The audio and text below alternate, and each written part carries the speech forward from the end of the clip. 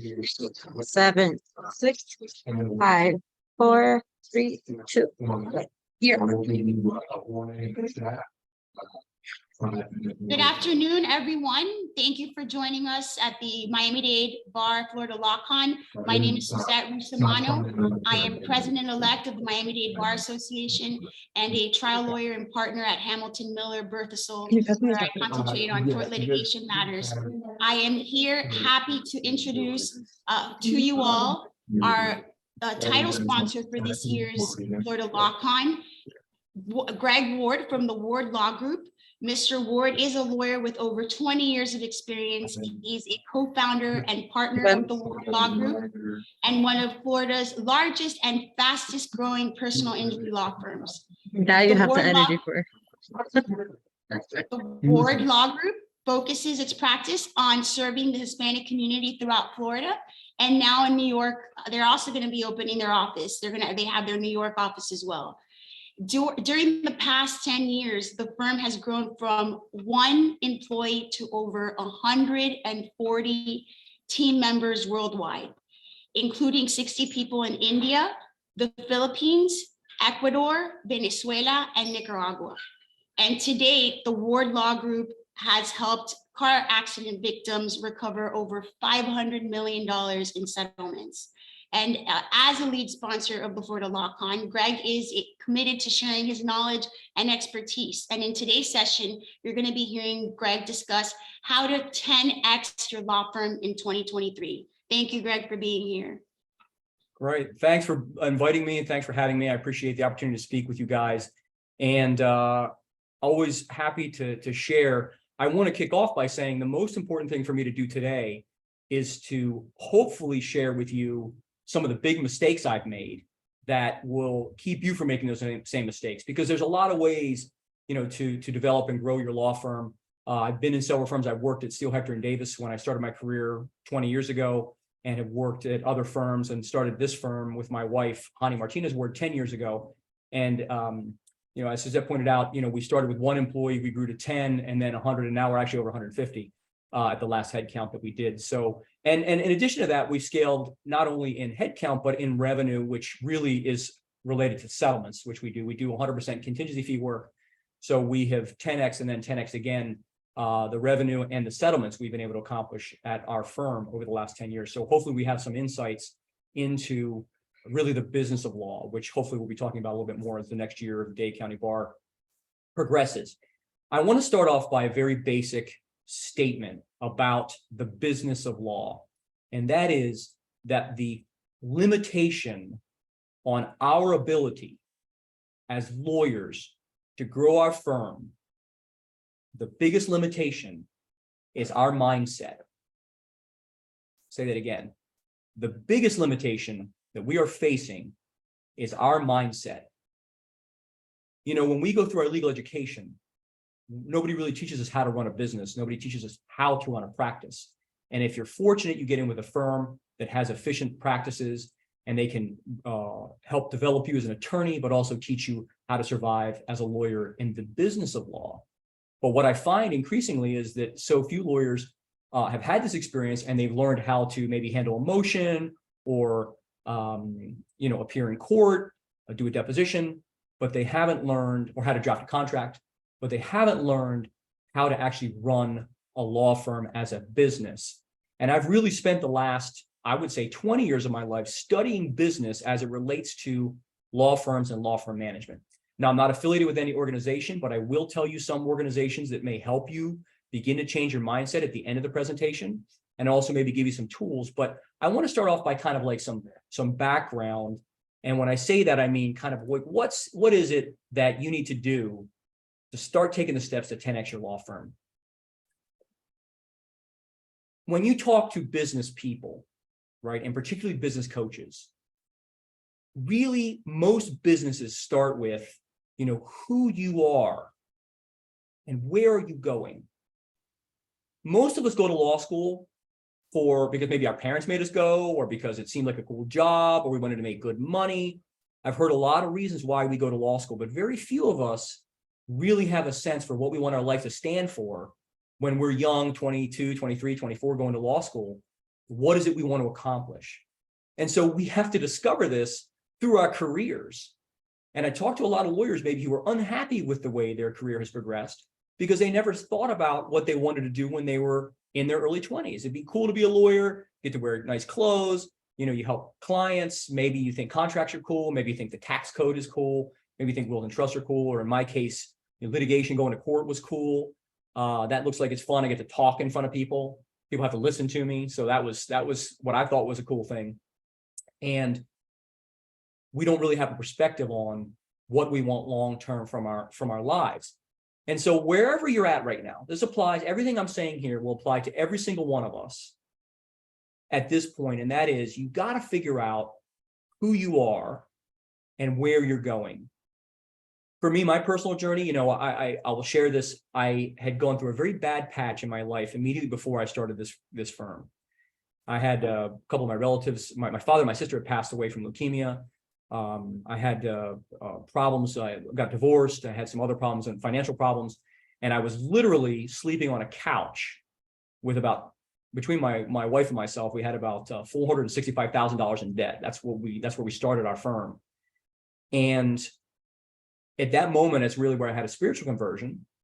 And I discovered that, what my purpose in life was to serve other people. And for us, our purpose was to serve Hispanic, Spanish-speaking clients and their relatives. And who were the people we could best serve? People who've been hurt in car accidents, right? We began to discover that people who've been hurt in car accidents may be the most vulnerable in our society, or some of them anyway. So it became our passion to serve that group of people. And at the same time, I had a spiritual conversion. So I aligned that with my faith and my beliefs. And so that really supercharged the growth of our firm at the beginning, because I got this mindset that we're supposed to build a big firm. Let me talk about how mindset can limit you now. If your idea was only ever to be a lawyer, just to be a lawyer, that's where you're going to stop growing. If you don't think about being a great lawyer or about, what kind of impact you want to have with your life, you will reach a certain level of success, and that's going to be where you stop. So you've got to, first and foremost, if you're thinking about 10xing your firm, you've got to change your mindset about what you can accomplish, what you want to accomplish in your life, and that you are the person who can do that. That you want to be the person who grows an organization there, grows an organization to support your values, your beliefs, and drives you to that next level. And this is what business communities got. Like, they know this stuff. The successful businesses all do this. We as lawyers, nobody teaches us to do this, to begin with the end in mind and to think about what our values are before we start. And so we'll spend a lot of time working through our careers, becoming technicians, good technicians, but not figuring out how law is supposed to fit into our purpose or our calling, what we're supposed to accomplish in our lives. So the first thing I say here is find your why. There's a great TED talk with Simon Sinek. He demonstrates how the most successful people in recent history have all had a very clear vision of their why. This is one of the most viewed TED talks. He breaks down how finding your why will make you more successful, and that will be your reason why people hire you. If you're committed with passion to the work that you do, people will see that. It will translate through. If you know why you do what you do, right? And your stories of your life will begin to coalesce around that why. And you can figure that out when you begin this journey. And it may take some time. You have to explore yourself, figure out why you are who you are and what it is you're supposed to be accomplishing with your life. Okay. The why will then lead into your core values. Now, what are core values? The business world also knows the importance of core values. And when I say core values, it's very rare that people sit down and say, hey, what are the values that are the most important thing in my life that support my why? Now, my wife and I were very intentional about this. We sat down and we said, listen, we're going to come up with, and we came up with a list of 100 values. We sat down with all of our senior staff. We listed out about 100 values and we condensed them. We compressed them. We eliminated duplicates. We looked for the word that resonated more with us. And we finally came up with 7 of our core values. And the first 3 values, which are really what our firm is built around, is what we call service, service, and service. Service to our clients, service to our teammates, and service to our community. And this becomes a guiding principle for you when you're doing every decision in your business. So again, mindset, know who you are, and what are your core values. Those core values become the guiding principle for you in growing your firm. Now, I can give you strategies and tactics and techniques on marketing and how to scale your marketing and all of those things, and we've done all of that. But if you do not have this foundation built before you start to grow, you will crash. The biggest mistake that people make is they begin to grow without having an adequate foundation in place to sustain the growth. And you'll get to a point, you see this happen in Hollywood or in the entertainment industry, people make a tremendous amount of money, they get very successful, and what happens? They melt down with drugs or with alcohol, they have a mental breakdown, they make mistakes in their lives that are just unforced errors, they do stupid things. And it's because they didn't have the foundation there, their inner foundation wasn't there. And in business, an analog would be their business foundation wasn't there. They didn't have the staff, they didn't have the systems, they didn't have any of the support mechanisms to help sustain the growth. And so if all of you guys are thinking, hey, I just need to know how to market, we'll talk about marketing. But until you have your mindset around the idea that you're going to be a person who's going to grow a business and where you want to grow it to and why you want to grow it, you're just spinning your wheels because the growth will not be permanent. You've got to answer these questions now. All right, so begin with the end in mind, right? I got this dude here sitting on a beach. I will tell you this, and I'm going to come back to money's not enough again, but I will tell you that if this is your goal to sit on a beach in a hammock, law is probably not the way for you to go, right? This job is way too hard for people to just make enough money to be able to go and retire. There are a lot of ways that are much easier to make money than the practice of law. And so if this here in particular is your intention, you can ask me, I've got 20 different ideas that you can go and make money a lot faster and go sit on a beach, right? Or maybe you go and take your laptop and work as an associate on the beach right now. You know, that may be possible, but you're going to have to answer to somebody. But what the key point or takeaway from this is that, you know, you want to know what the body of work of your life stands for, you know, at the end of your career, and what is it you want to accomplish and who do you want to serve?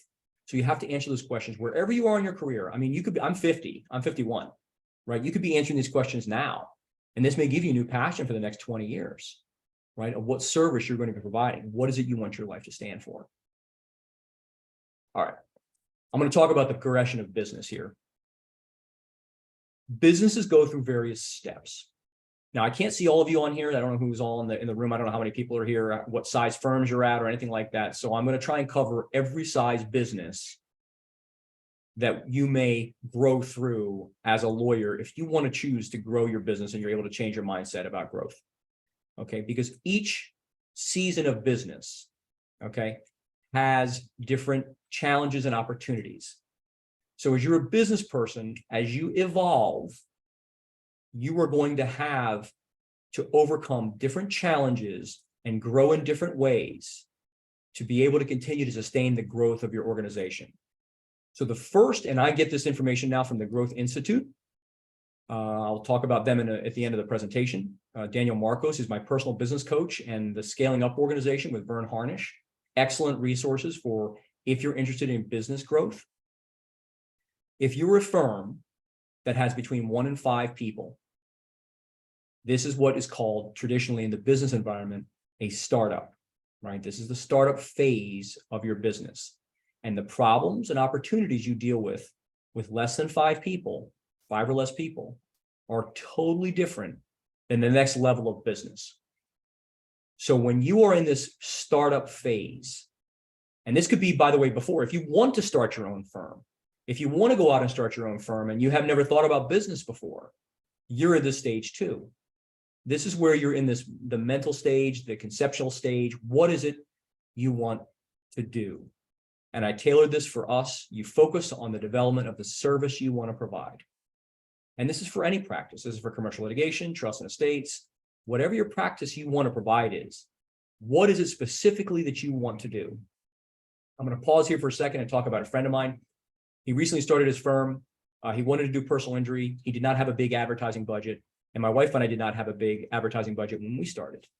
And I can tell you what's worked for him. He's about 3 months in. He's up to 30 personal injury cases, which is a very nice start for him. He's already making more than he was making as an associate at a large firm.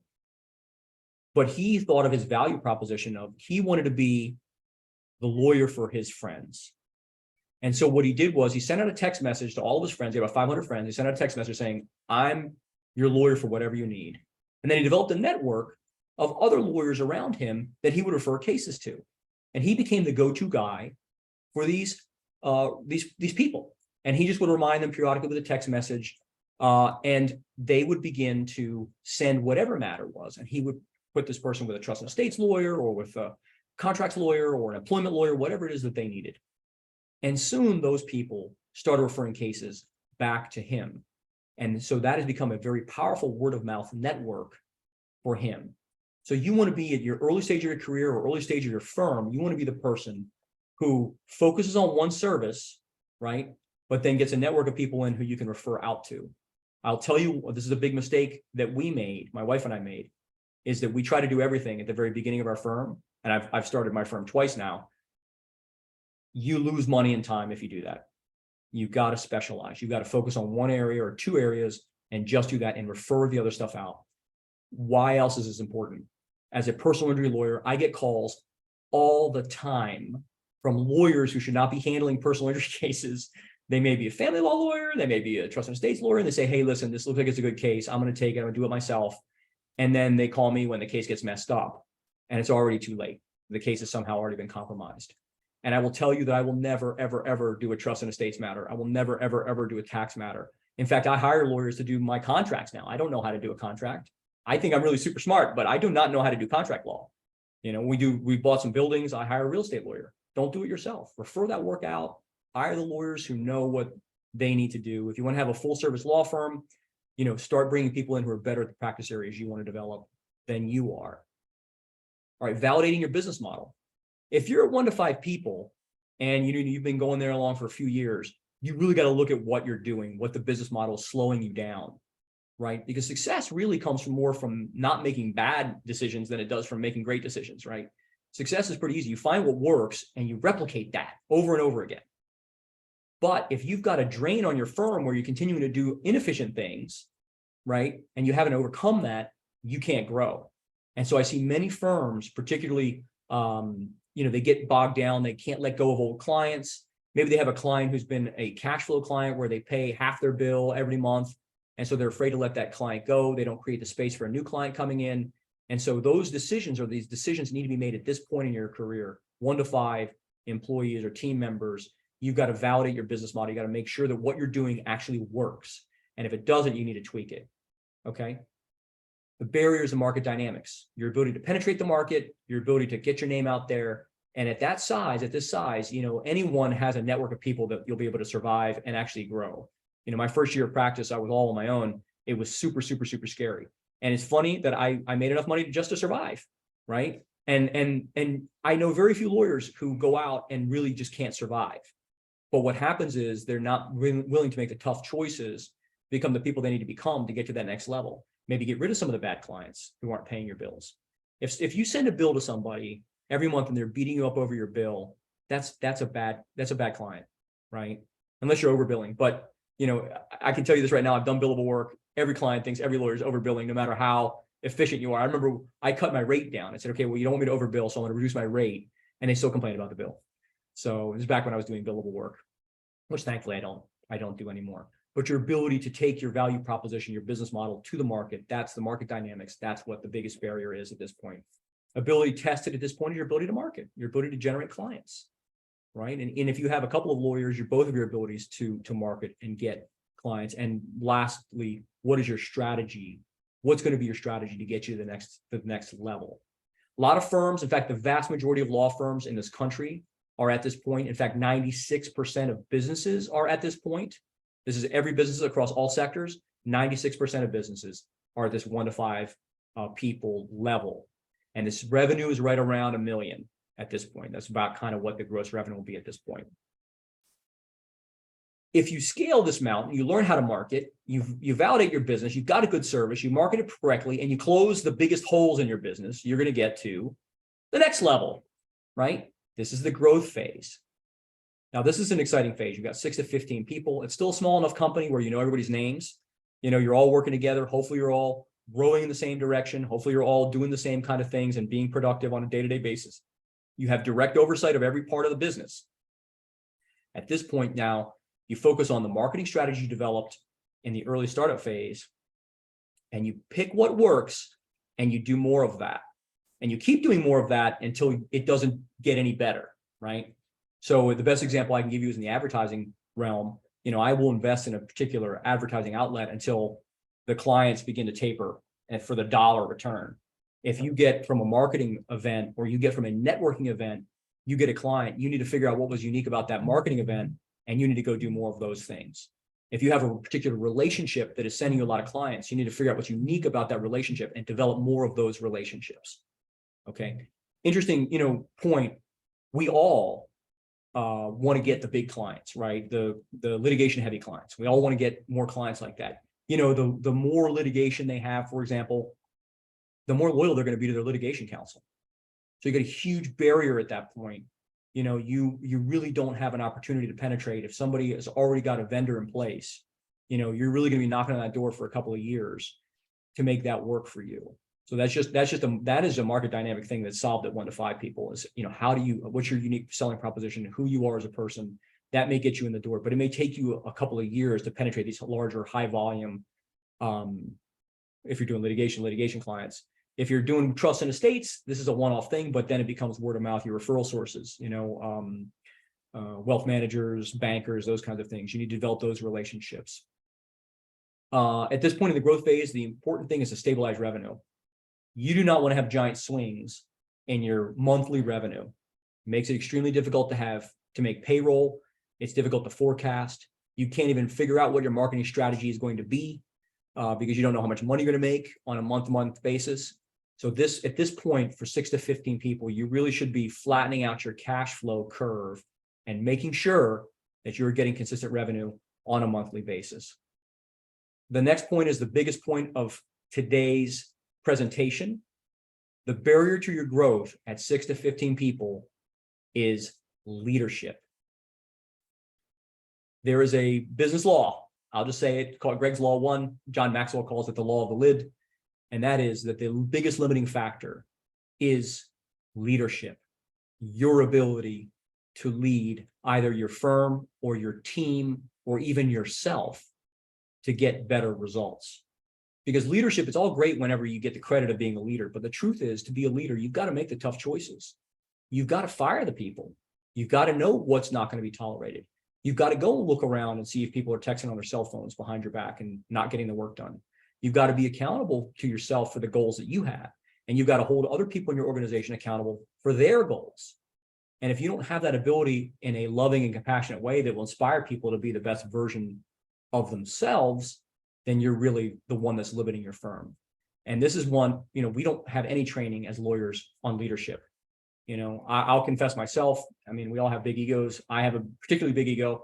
You want to be the leader because you have a big ego. Wrong reason, not going to do very well with that. You really got to realize that leadership is about serving everybody around you. One of the things they talk about at Growth Institute is inverting the pyramid, right? You have the leadership pyramid, right? We have this where the leaders up the top is really this way, is the leader serves everyone who's under them. The ability tested at this point, 6 to 15 people, is another really key important point. Build systems and processes.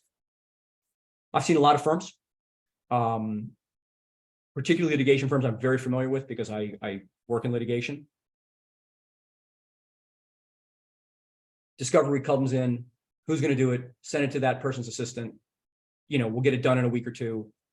There's no system or process for that discovery, right? There's no system or process for managing litigation through trial, right? You have benchmarks.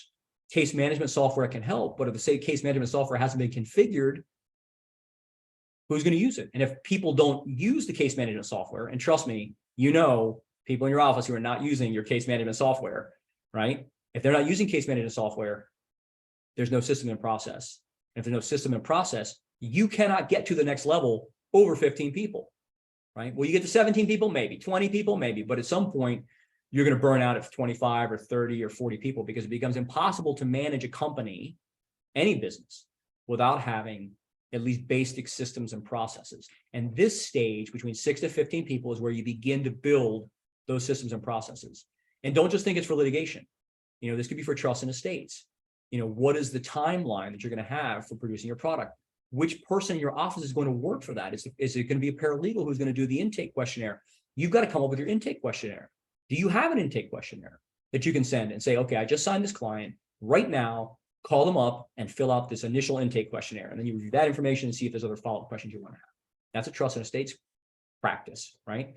Real estate lawyers, I know they got their checklists. That's a system and process too. It's just a checklist. But what is your system of accountability to hold those checklists?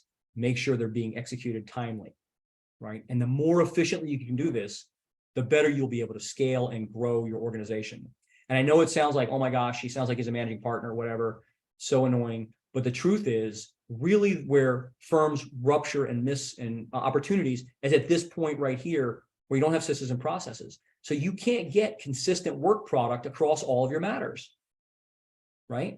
So you don't have, when somebody comes to, let's say, our organization, I know at which point they're going to be called, right? On what day they're going to be called and who's going to call them and what that conversation is. And I know what the lawyer's going to be doing on that matter.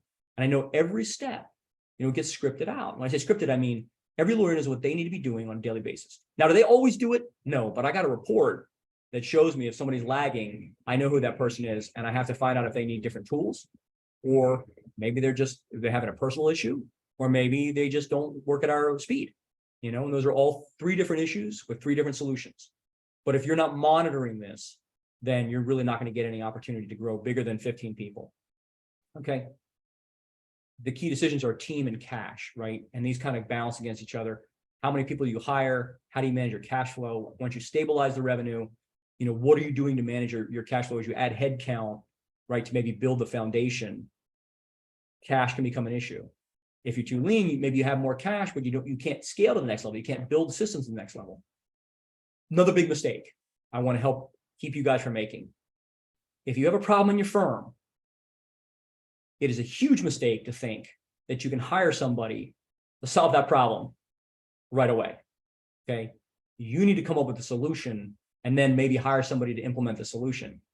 But the truth is, oh, I'm overwhelmed with work. Well, maybe you're overwhelmed with work because you've got bad work, right? If you have work that all the clients aren't paying timely and you've got a lot of work, before you hire another assistant, maybe you need to cut some of your clients, cut the bottom 10%. Maybe you need to cut the bottom 10% of your workforce who may be draining the productivity of other coworkers. We have some people with, who've come in and they spend time talking to other people. They're ruining the productivity of the rest of their team. You've got to look at the solutions of that problem before you think about hiring somebody into it.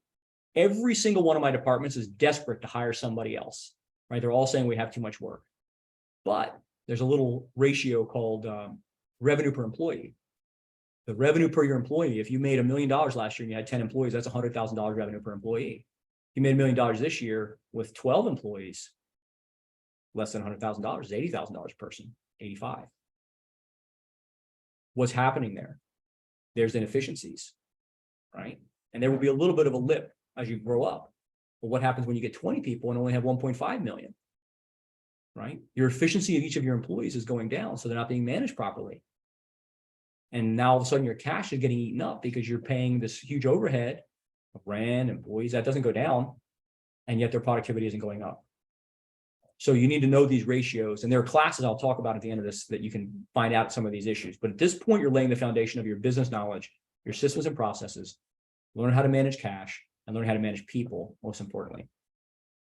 And the next step, they kind of, this is Growth Institute's work. They clump them all together. I think there's a break point at 50, but I'll tell you what they show between 16 and 250 employees, right? This is really, the huge growth into the market dominance phase, right? You define your industry, scaling is key. You take all the things you learned and you just apply them and you see a tremendous amount of growth. Barriers infrastructure at this point, so your case management software. It could be infrastructure for signing up cases. It could be infrastructure for doing investigations or client intakes, all those kinds of things. And let's see, ability tested is to align and simplify. So at this point, once you get over 16 people, you're not seeing everybody on a day-to-day basis, but your ability to maintain alignment within your organization as it relates to your core values becomes critical.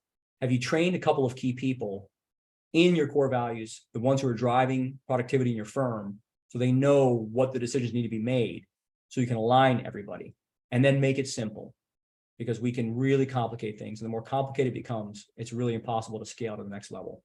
And then the key decision is execution. How do you execute this strategy and continue to make it grow? I think I see a question here, so let me see if I can. Oh, no, that's my time. Okay, so at each of these stages, these 3 stages, and I really think there's more like 5 or 6, because at 50 people, you really need to get an office manager, you really need to get a controller if you don't have one already. You will not know everybody's name over 50 people, right? People will know you, but you won't know them. And it's unfortunate, but you have to make sure that you have the support in place to be able to manage a firm that's that large. Over 50 becomes very, very complicated, and you've got to rely on your computer systems, your case management software, or whatever processes you have in place. There's some immigration firms that have over 100 people. How do they do it? So when I talk about systems and processes, this applies in every practice area for everyone if you want to scale and grow your firm and build that foundation first. Okay, strategy for growth. Let's talk about marketing. This is probably why everybody wants to, everyone thinks the strategies and tactics are the important thing about growth. And I just want to emphasize again, I can tell you how to grow and get a bunch of clients, 100%. But if you do not have the infrastructure to deal with that, you will lose all those clients. There's nothing more frustrating for a client to feel like they hire a lawyer, they trust the lawyer for their most important legal needs, and they do not receive the level of service that they have hired or expect. Now, I do understand sometimes you have corporate clients who may not have this expectation, but I can tell you this right now. I hire lawyers. I hire lawyers to work at my firm, but I hire lawyers to serve my firm, meaning corporate lawyers. I've got a lawyer working on an organizational agreement right now. I've got another lawyer who's doing 2 lawyers who are doing tax issues for me. I've got a real estate lawyer who's working on a New York lease, who just helped us purchase a building up the street. And employment lawyers to consult on employment issues from time to time. So I personally now have 4 lawyers that I can think of off the top of my head that I work with. And let me tell you what really irritates me as a client. The lawyer doesn't respond to my questions, right? And I confess to you that I did this too, when I was especially doing billable work. How many of us have gotten the new client and then we think, hey, I got this new client, now I can work on getting another new client instead of giving 110% service to the client I just got and knocking their socks off. I did it too. And if you're doing it, you got to break that habit, because I'll tell you, I see this where, you pay your retainer and then all of a sudden that lawyer disappears and they're out doing all these other things. That's a really scary feeling as a client. Now, I'm a lawyer. I know how the business of law works. Still scary when I pay a lawyer retainer to do an issue, to take care of something. I send them a text message. I don't get a response that day, right? That's a way to lose a client. And because there's going to be another lawyer who's going to come along, who's going to offer the same service.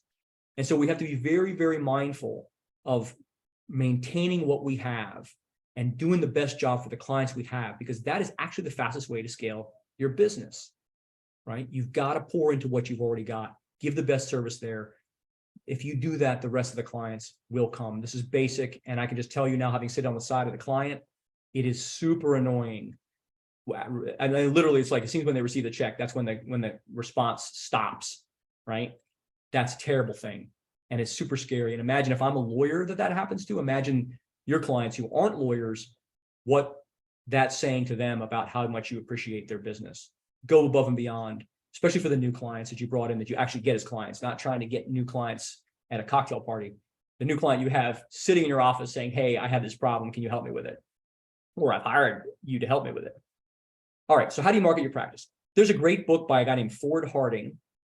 This is not going to give you your marketing strategy overall, but it begins to introduce you to the concept of why certain marketing works for certain practices. And it's not written for lawyers. It's written for business people in general, but it basically breaks down into various chapters, what works and what doesn't work based on cost for lead acquisition, confidentiality, some other things. He has several graphs which show you. And when you read the book, you will begin to discover that certain marketing methods work better for certain practices, right? Business bankruptcy is a highly confidential, highly specialized area that is best to be marketed through networking, and relationship marketing. It just is because of the nature of the practice, right? Property insurance claims, not so much. Hurricane claims, that's not confidential. That's not embarrassing. Like everybody gets hit with a hurricane. That's why you see advertising on billboards after a hurricane. It's a low cost way to generate leads, right? People don't have, they're not gonna say, hey, I want this. If this guy's got a billboard up, he probably knows what he's doing. That's the mentality of potential client. Same thing for car accidents. Why do car accident lawyers advertise on billboards and TV? Well, it's a way to generate, this is a one-time kind of thing, a car accident usually. And you need to have a low cost for the lead because you got to catch a lot of people. You got to throw the message out to a lot of people and you're hoping they're going to call you, right? Now, flip side, catastrophic cases in personal injury context, right? They come from word of mouth almost always. Someone has had an experience with our firm and then they call us because their friend has had an experience. And so so networking works in some ways, mostly actually from former clients from us, not from other lawyers. Now, they're a trial firm, for example. They have a highly specialized way. They're networking to lawyers, right? If you're a trial lawyer, you really want to be in trial, probably not going to be advertising on TV. Why? Because you're going to get, at least 70% of the cases we get are underinsured or uninsured or small cases. And if you're a trial lawyer where you only want to get the biggest cases, TV's not going to work for you, right? And you don't have the systems in place to deal with it. So you've got to look at what works for your practice. Trust and estates, also networking, relationship marketing, right? Public speaking can work. If it's a highly, highly, highly specialized area of law, maybe public speaking is going to work for you because it's so specialized. You do public speaking, and then you put it on YouTube and you index the content. You can use social media. I look at social media like advertising on steroids because you can steer social media, but social media would fit more into the advertising area. Cold calling. When I was a young man, I sold windows and siding and copiers and fax machines door to door. It's a higher revenue piece of equipment. I'd go to a territory where I thought there would be people who would want to buy copiers, or go to a neighborhood that looked kind of run down, but maybe was going through gentrification. And I would try and sell windows and siding in those places up in Baltimore. The cost for lead was high for cold calling. You're knocking on doors. You get college students to go around and knock on doors. And that worked for that particular business. So as a lawyer, you've got to figure out what works for your practice. And the variables are things like confidentiality, repeat work, if it's something's going to happen over and over again, cost per lead, all of that comes in. I recommend, as I say, Ford Harding has chapters on each of these forms of marketing, how to maximize them, and which is most useful to your particular practice. So I found this was one of the first books I've read. I still think it's great. I look at it once every couple of years to go through it to see if there's anything I'm missing for different marketing as the practices evolve. Okay. Marketing. Once you get through and figure out something that's working for you, do more of it. I said this before. Do more of it until you don't get any additional return from it, right? That is the best way to maximize your marketing efforts, because so many people may try 20 things, but because they're trying 20 things, they can't track if something's successful or not. So you've got to be able to identify where your clients are coming from, and then do more of whatever it is that generated those clients or those relationships that send you those cases. And so this is basic, stuff. Don't chase it. Be systematized about it. Be organized about your approach. Come up with a way to track it. Come up with a way to look at your cost per client. At this point, maybe you're one person, you're thinking this is ridiculous, I don't need this, but you need to start thinking about this, because when you're at 20 people, you really do need to track where all your stuff is coming from. We track everything where all our leads come from, and that's PI, but you can do it in any case. In any practice area, right? If you think hard enough, how do I determine where this client has come from? And how do I replicate that again and again? That's where your key to marketing is. Think about systems, processes, and KPIs. As you begin to grow and scale, you will have more and more people on your team. As you grow and have additional people on your team, many of us hire someone who is already experienced, so we hope that they come in and know what to do. But the truth is that nobody will do it the way we want to have it done. right? And so there is going to be a training curve. And how do you train those people without systems and without your procedures for doing things? How do you even train somebody? The best time to write these systems and processes was yesterday, right? Systems and processes are something that it's painful to do, but once you do it, you're so happy you did it, and you've got to make sure that you have compliance with it. The most basic system and process for law firms is case management software. And how many of us really use our case management software, right? I know my team does because I get reports on it, but it took a lot of work to get compliance with the systems and processes. And then there can be other, like we have a system for how to answer the phone and a process. What do you say? Thank you for calling the Ward Law Group. How may I be of service? Right? That's what there says, every single person. And when I call, I listen. And if they don't say it, I'm going to say, hey, this is Greg. You didn't say what you're supposed to say. Right? We track it. Then the next thing, and this is going to make a bunch of people squirm in their seats because it makes me squirm in my seat, KPIs. A KPI is a key performance indicator. You know, basically every job can be boiled down into about 4 to 5 really important tasks you want somebody to get done. And if you're not tracking the level of productivity for those 4 or 5 tasks, if you're not looking at those numbers on a monthly or maybe even weekly or daily basis, you really have no way to determine if somebody is productive or not, right? So how do you set your KPIs?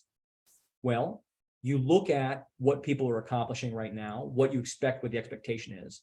And let's give a litigation example. If you want to have an attorney who resolves 100 cases in a year, well, you break that up and that's 8 cases a month, right? Did you settle 8 cases a month? If not, why not? And what can you do to improve that? Now, we as lawyers, and I say mess this up, we don't like having those conversations with people. Like I don't like sitting down with people and saying how they're not performing effectively, right?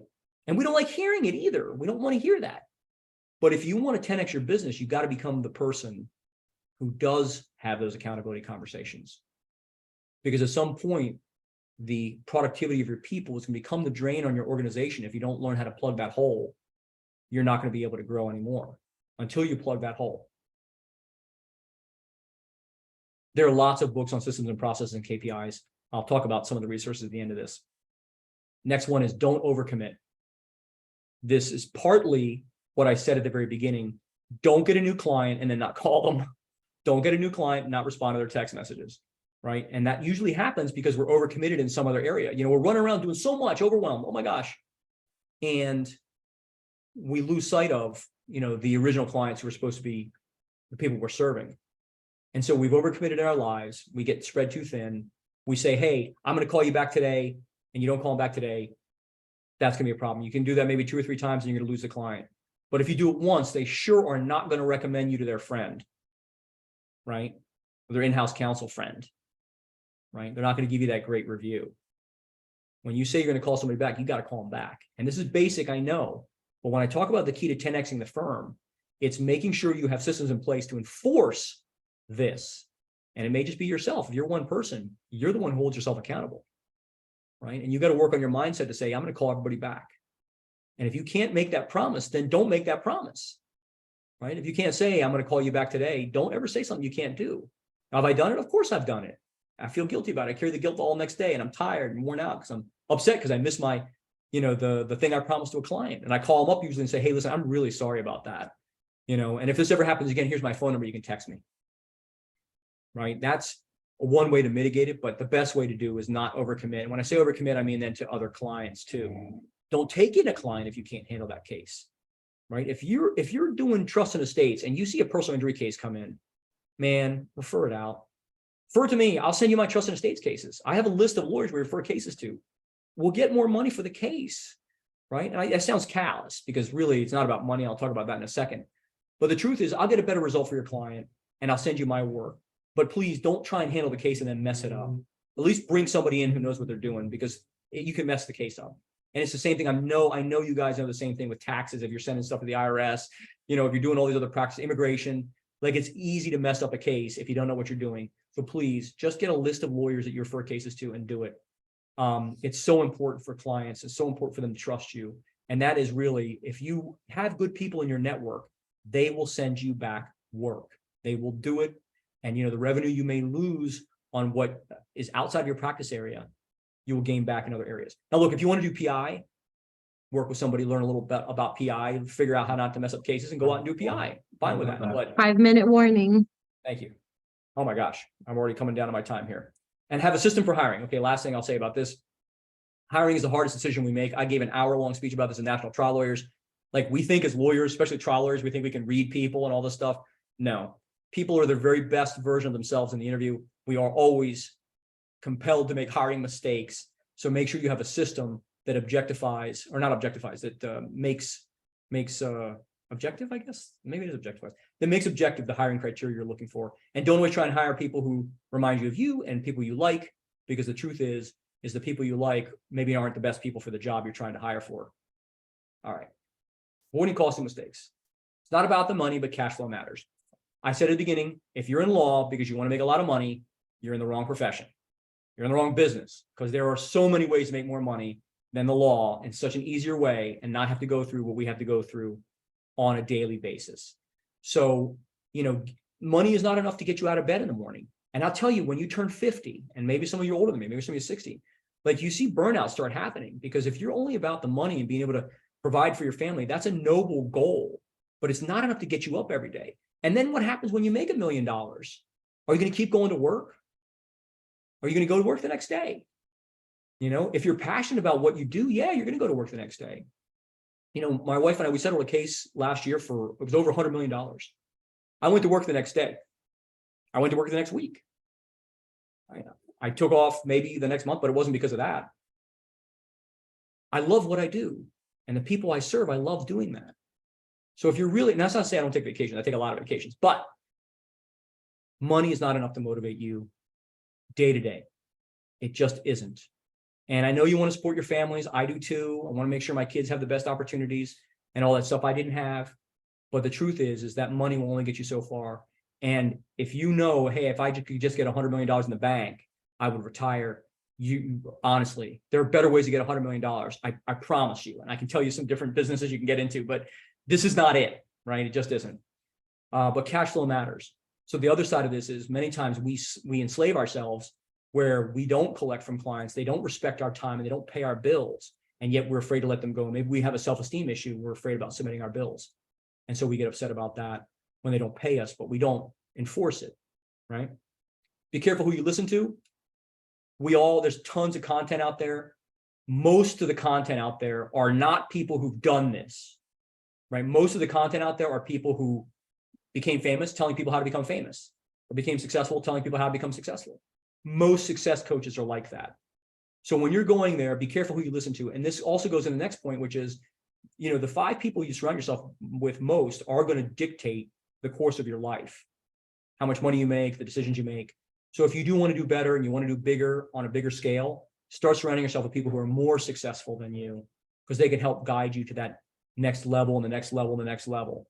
But be careful who you listen to, because a lot of times, I get sucked into this too. I listen to people and I think, what are their credentials? I've been listening to enough people right now where I kind of know if it's malarkey or not. But the truth is, if you're starting out, be careful who you're listening to, because there's a lot of garbage out there, and a bad image can get in your head, or a bad idea can get in your head, and it can cost you money. Trust but verify. This is the employment thing, right? Trust that your coworkers are doing their job, but verify. I walk around my office, I see if there's any cell phones out, right? Am I a jerk for that? Maybe. But I'm verifying that people are getting the job done. I'm looking at reports to make sure the work is getting out timely. Reagan said, trust but verify. So yeah, I believe you're working. You may need a new tool. You may have a distraction that I need to take away. You may need, and by that could be a coworker who may be distracting you. But you have to become accountable for holding your team accountable. And that's on you as the leader of the organization if you want to scale. Hire slow, fire fast. Use your core values to guide who you hire. Make sure their core values align closely with yours if you can. When it's clear that somebody does not align with your core values, you get rid of them. There's a little matrix, and Growth Institute talks about this too. If they're an A player, but they're C alignment with your core values, in other words, they get a C or lower, they don't align with your values, you make a plan to offboard those people. If they're C players in productivity and they're C players in attitude, you fire them right away, right? If they are A players in attitude, but a C player in productivity, you coach those people. right? They've got the right attitude, but they just need the right tools. And so that's an easy matrix to give an objective grading scale for who you want to get, keep on the bus and get rid of from the bus. And then lastly, grow at a reasonable rate, because you can only stomach so much growth in a particular year. And I've seen a lot of people fail because they've grown too fast as opposed to too slow. Right? You grow too fast, you don't have the systems in place. You begin to lose clients. The brain, Tony Robbins says the brain has a heating system and a cooling system in it. And the heating system, if you're failing, the heating system will heat you up and get you going. But there's also a cooling system. If you get to the level of success you thought that you should have, and you don't have a motivation to get higher than that, the air conditioner kicks on and you start going down again. And if you have a belief that you're not going to be successful, or you have concerns about your ability to be successful, your air conditioning will keep you going down. So you get high and then you go down, get high. And if you're struggling in this zone right here, that's an attitude issue. So make sure you're not Time trying is to. up. Hello, everyone. Sorry to Your interrupt. default names coming up, panelists, if you gentlemen be so kind as to. Our time is write up. it Thank you on very your much, Greg, for your screen. time. Time's up. Sorry, we can talk about the future law. You guys Yes. want to talk about it next time. Yes, thank you very much, everybody. Have a wonderful day. Thank you, you. everyone. Great seeing you. Thank you, Mr. Ward, Greg, the Ward Mr. Law Ward. Group. We appreciate everything you've done and for being a title sponsor. That was an amazing Yes. presentation. Thank you. Talk to you soon. Thank you.